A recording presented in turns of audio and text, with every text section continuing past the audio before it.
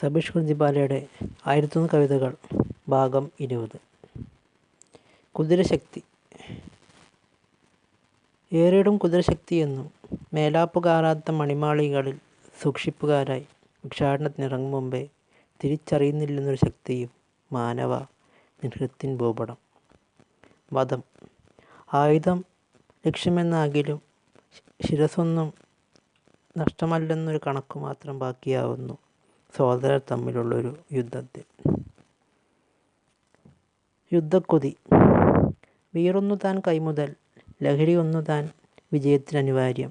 എങ്കിലും ഒരുപക്ഷെ പറഞ്ഞിടുക വേണം യുദ്ധനഷ്ടങ്ങളും ലാഭങ്ങളും കൂട്ടിക്കിഴിച്ചൊരു മാനസികത്തിൻ സ്വന്തസത്തതൻ കണക്കുകൾ. രക്തവീര്യം. കായബലം തന്നെ ശക്തി, പകരമൊരായുധം. വിജയം തന്നെയാണതിനടിസ്ഥാനമെന്ന് പ്രവചിക്കുന്നു അശക്തി കൂടിച്ചേർന്നൊരു ശാക്തിക മൂല്യച്യുതികൾ. സ്വപ്നതുല്യർ. വെറുതെ ഒരു മോഹം, ഉദിച്ചിടാം പാഴ്കിനാവെന്ന പോൽ. മഴ വീണ മുള പൊട്ടിയൊരാ ദാഹത്തിൻ്റെ അണുകൾ ഉയർന്നിടാം ഭൂഹൃത്തിന്മേൽ. അല്ലെങ്കിലെന്തിനു നാം അഭിമാനപൂരിതരാകണമിനി. വ്യാളീമുഖൻ. മുഖം മിനുക്കാനെത്തിയത് തിളക്കമറ്റനായിരുന്നില്ല. കറുത്തുപോയ മുഖത്ത് വെളുപ്പിൻ്റെ കരിവാളിപ്പ് പടർത്താനായിരുന്നു. ചിഹ്നരഹിതൻ. ശരീരം നിറയെ നിറച്ചത് ആയുധമേന്തിയ സ്വപ്നങ്ങളായിരുന്നു. കതിരുകയ്യാത്ത 100 മേനി വളഞ്ഞത് ദുഷ്ടലാക്കാണ്. എന്നിട്ടും ലക്ഷ്യത്തിലെത്താതെ പോയത് കണക്കില്ലാ വചനങ്ങൾക്കിടയിൽ മരിച്ചപ്പോഴാണ്. സ്വായത്തം. സ്വന്തമാക്കിയതൊന്നും വെറുതെയായിരുന്നില്ല. കനിഞ്ഞരുളിയ നിധിയുടെ കരുതലിൽ തെളിഞ്ഞ ആകാശച്ചെരുവിൽ ചെമ്മന്നതെപ്പോഴാണ്. ആഗോളതാപം. ഉയർന്നപ്പോഴോർത്തില്ല ഉദിക്കുന്നതിന് മുമ്പേ അസ്തമിക്കേണ്ടിയിരുന്ന നിലാവിൻ്റെ ഇഴചേർത്ത് നിശബ്ദത കീറി മുറിക്കുമെന്ന്. അഴി. മെലിഞ്ഞൊരുടലിൻ്റെ നിഴൽ ചർമ്മവാർത്തയിൽ ഉറങ്ങിയപ്പോഴാണ് ഉദയസൂര്യൻ്റെ അസ്തമനത്തിന് മുമ്പേ രാത്രി ഉദിച്ചത്. പൂരിതം. നിറച്ചത് മനസ്സ് നിറഞ്ഞാണ്. പുറത്തേക്കൊഴുകിയത് വിഷമായിരുന്നിട്ടും പരക്കാതിരുന്നത് അകവും പുറവും നിശബ്ദമായപ്പോഴാണ്. നിശബ്ദം. ഏറെ അകലമായിരുന്നിട്ടും അടുത്തപ്പോഴാണ് ബന്ധനങ്ങളിൽ നിന്ന് ബന്ധങ്ങൾ കെട്ടഴിച്ച് വേലിക്കെട്ടുകൾ തീർത്തത്. ശംഖുപുഷ്പം.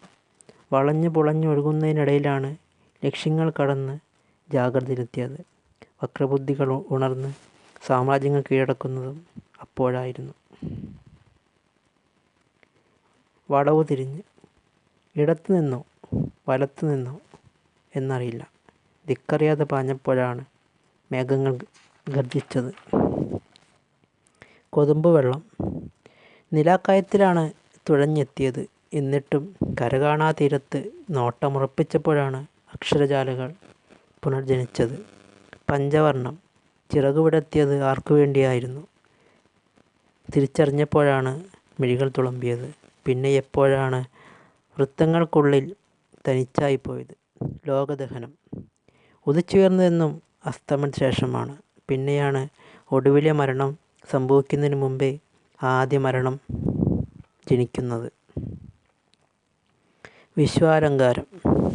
മുഖത്തിന് ആവരണം ചെയ്തത് ഭംഗിക്ക് വേണ്ടിയായിരുന്നില്ല.